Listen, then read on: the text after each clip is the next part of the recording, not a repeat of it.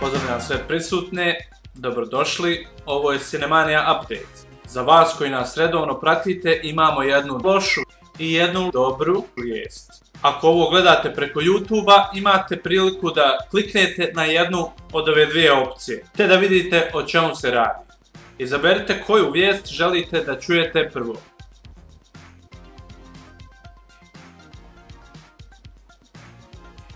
Vrijeme je da kliknete na jednu od ove dvije opcije.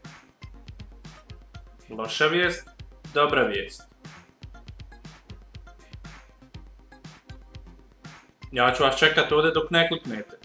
Biće vam pravo dosadno mene gledat, zato kliknite na jednu ili na drugu vijest.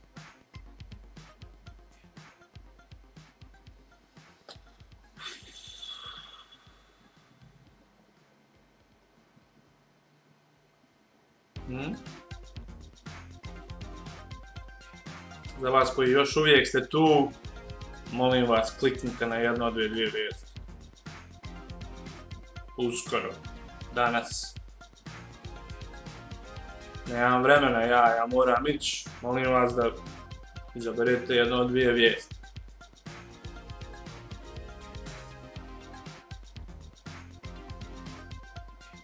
Baš me zanima je li ovo iko gleda.